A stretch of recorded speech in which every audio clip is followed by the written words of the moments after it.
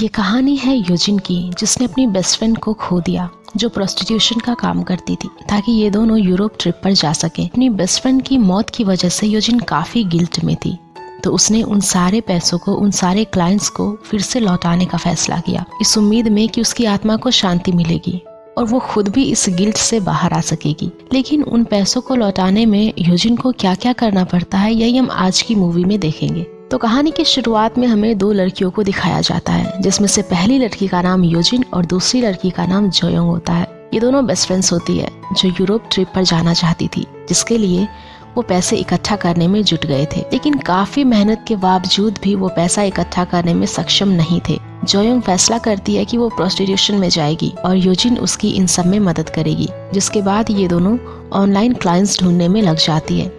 अब आगे जोयोंग यूजिन को बताती है कि इंडिया में एक प्रोस्टिट्यूट थी जो कि काफी फेमस थी। उसके पास अगर कोई भी इंसान जाता तो वो उसका गुलाम बन जाता। और अब जोयोंग की बातों से ऐसा प्रतीत हो रहा था जैसे कि वो खुद भी उस प्रोस्टिट्यूट की तरह बनना चाहती थी। खैर, अब आगे जोयोंग को उसका पहला क्लाइंट मिल जाता है, जिसके साथ वो एक होटल में जाकर इंटीमेट होती है और यूजिन बाहर बैठकर नजर रखती है। लेकिन तभी उस होटल में पुलिस का रेड पड़ जाता है, जिसके चलते उन्हें वहां से दुम दबाकर भागना पड़ता है। वो पैसों का हिसाब लगाती है, जहां पर पता चलता है कि अभी भी ट्रिप के लिए इनफ पैसे नहीं थे और पैसे इकट्ठा करने के लिए अभी भी उन्हें 10 और आदमियों के साथ इंटीमेट होना होगा। जोयोंग यूजिन को बताती है कि मैंने उस आदमी से उसका प्रोफेशन पूछना था। ये सुनकर यूजिन गुस्सा हो जाती है, क्योंकि उन्होंने फैसला किया था कि वो सिर्फ अपने काम से काम रखेगी और आदमियों से बात नहीं करेगी। लेकिन जोयोंग कहती है कि अगर वो बात नहीं करेगी तो वो अपने क्लाइंट से कनेक्शन नहीं बना पाएगी और क्लाइंट को ऐसा फील होगा कि वो सिर्फ पैसों के लिए ऐसा कर रही है। अब आगे हम देखते हैं कि यूजिन अपने फादर के साथ अकेले रहती है, क्योंकि उसकी माँ गुजर चुकी थी। खाना खाने के बाद उसके फादर जब उसे स्कूल छोड़ने के लिए जाते हैं तो वो उन्हें एक स्टोरी सुनाते हैं और इसमें हम समझ सकते हैं कि वो अपनी बेटी से बेहद ही प्यार करते हैं। लेकिन उन्हें क्या पता था कि वो अपनी फ्रेंड के साथ मिलकर क्या कारनामा कर रही है। अब ये दोनों फ्रेंड्स एक साथ मिलती है, जहाँ पर यूजिन को काफी गिल्टी फील हो रहा था, क्योंकि सारा काम अकेले जोयोंग को ही करना पड़ता था, जिसके लिए उससे माफी भी मांगती है। लेकिन जोयोंग उससे दिलासा देते हुए कहती है कि उसे ये काम करने में मजा आता है, तो तुम इतनी परेशान मत हो। जिसके बाद वो दोनों अपने नए क्लाइंट के पास जाती है और काम पूरा होने पर वो उन दोनों को अपने साथ डिनर पर चलने के लिए कहता है। हालांकि जोयोंग उसके साथ जाने के लिए तैयार थी, पर यूजिन काफी गुस्सा थी, तो वो उसे वहां से भगा देती है। लेकिन उसकी ये हरकत जोयोंग को काफी बुरी लगी और पूछने लगी कि उसने ऐसा क्यों किया। वो एक अच्छा आदमी था, जो एक मजिशियन था, जिसने मेरे लिए गाना भी गाया ताकि मैं कंफर्टेबल फील कर सकूं। हालांकि यूजिन को अपनी गलती का एहसास हो जाता है, लेकिन उसे इस बात का डर था कि जोयोंग को किसी से प्यार ना हो जाए। अब इसके बाद जोयोंग अपनी एक और नए क्लाइंट के पास जाती है और यूजिन नजर रखती है। लेकिन एक बार फिर से वहां पर पुलिस आ जाती है। बिल्डिंग से बाहर निकलने के सारे रास्ते ब्लॉक हो चुके थे और जोयोंग पुलिस के हाथों लगना नहीं चाहती थी। इसी वजह से उसने खिड़की से छलांग लगा ली। इसके चलते उसके सर पर काफी गहरी चोट भी आ गई। हालांकि यूजिन उसे जल्दी से हॉस्पिटल लेकर आती है, लेकिन अब वो अपनी जिंदगी की आखिरी सांसें ले रही थी। जोयोंग अपनी आखिरी इच्छा के बारे में बताती है कि मरने से पहले वो उस मैजिशियन क्लाइंट से मिलना चाहती है।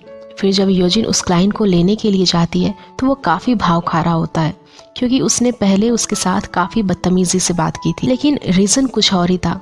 यूजिन समझ चुकी थी कि वो क्या चाहता है, जिस वजह से वो उसके साथ फिजिकल भी हो जाती है और उसे हॉस्पिटल लेकर आती है। लेकिन अफसोस कि जोयोंग अब इस दुनिया से जा चुकी थी। इससे वो काफी दुखी होती है और रोने लगती है। घर आकर वो उन पैसों को देखती जिन्हें जोयोंग ने कमाए थे। वो उन पैसों को जलाने की कोशिश करती है, लेकिन तभी उसके दिमाग में आता है कि अगर वो इन पैसे को उन क्लाइंट्स को वापस कर दे तो जोयोंग की आत्मा को शांति मिलेगी और मैं भी अपने आप को माफ कर पाऊंगी। फिर अगले दिन से यूजिन क्लाइंट को होटल में बुलाकर उसके साथ इंटीमेट होती है और पैसे भी वापस कर देती है। जिसके बाद वो दूसरे क्लाइंट के साथ भी ऐसा ही करती है। लेकिन बगल के एक बिल्डिंग से यूजिन के फादर उसे देख लेते हैं, जो देख उसे काफी बड़ा शौक लगता है। दरअसल यूजिन के फादर एक पुलिस ऑफिसर थे जो वहाँ पर किसी केस को सॉल्व करने आए होते हैं, और तभी वो अपनी बेटी को किसी और आदमी के साथ देख लेते हैं। जो देख उन्हें अपनी आंखों पर यकीन नहीं होता कि मेरी बेटी ऐसा क्यों कर रही है।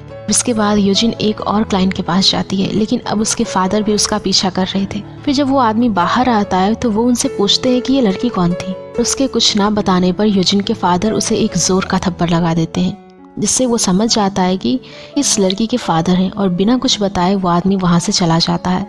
अब अगले दिन यूजिन के फादर जब उसे स्कूल छोड़ने के लिए जा रहे होते हैं तो हम देख सकते हैं कि वो काफी दुखी हैं और अपनी बेटी के साथ बात भी नहीं करते।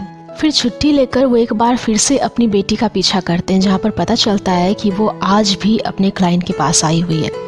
यूजिन अपने क्लाइंट के साथ उसकी कार में थी, तो यूजिन के फादर उस कार के ऊपर पत्थर की बारिश कर देते हैं और छुप जाते हैं और वो दोनों भी अपनी कार लेकर वहां से निकल जाते हैं। लेकिन अगले दिन यूजिन के फादर को वो क्लाइंट दिख जाता है, तो वो उसे लिफ्ट ऑफर करते हैं, जिससे मना करके वो क्लाइंट वहां से चला जाता है। पर यूजिन के फादर उसका पीछा करते हैं, जहां पर वो एक बिल्डिंग के अंदर जाता है और पता चलता है कि वो आदमी अपनी फैमिली के साथ रहता है। यूजिन के फादर भी उसके घर के अंदर चले जाते हैं और उस आदमी की बेटी को देखते हैं। उसे काफी गुस्सा आ रहा था, तो वो उस क्लाइंट को एक जोर का थप्पड़ लगा देते हैं और उसकी फैमिली को बता देते हैं कि वो लड़कियों के साथ मजे कर रहा है। अब आगे हम देखते हैं कि वो क्लाइंट काफी गिल्ट फील कर रहा था, क्योंकि उसके पास अपनी फैमिली को देने के लिए कोई भी जवाब नहीं था। फिर अपनी बालकनी से कूदकर वो आदमी अपनी जान दे देता है। अब अगले दिन हम देखते हैं कि यूजिन फिर से अपने क्लाइंट के पास जा रही होती है और उसके फादर उसका पीछा कर रहे होते हैं, लेकिन ट्रैफिक जाम होने की वजह से वो पीछे रह जाते हैं। और फिर बाद में पता चलता है कि वो दोनों अपना काम पूरा कर चुके हैं, जिससे उसके फादर को काफी गुस्सा आता है।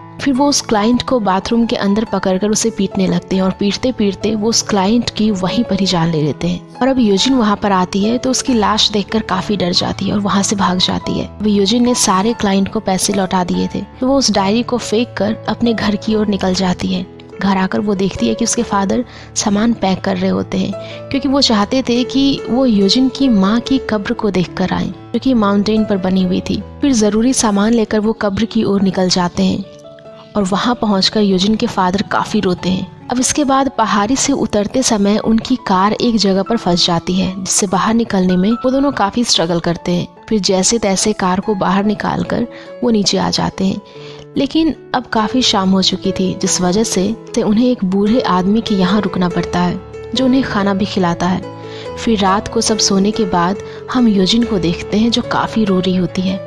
और फिर तभी उसे पता चलता है कि उसके फादर भी जगे हुए हैं, जो अपनी बेटी को रोते हुए देख लेते हैं। अगली सुबह जब वो दोनों घर जा रहे होते हैं तो उसके फादर एक होटल के पास रुक जाते हैं और तभी यूजिन कार की स्टीयरिंग देखने लगती है, क्योंकि उसे कार चलाना सीखना था। तो उसके फादर उसके पास आते हैं और कहते हैं कि अब कार तुम चलाओगे और मैं पीछे बैठूंगा। लेकिन क्योंकि यूजिन काफी डरती है तो वो कार नहीं चलाती, जिसके बाद वो दोनों आगे निकल जाते हैं। रास्ते में यूजिन सो चुकी थी, तो उसके फादर अपनी कार एक रिवर के पास लेकर आते हैं और पुलिस को कॉल कर देते हैं, क्योंकि उन्होंने उस आदमी का मर्डर किया था। वो अपना जुर्म कबूल कर लेते हैं।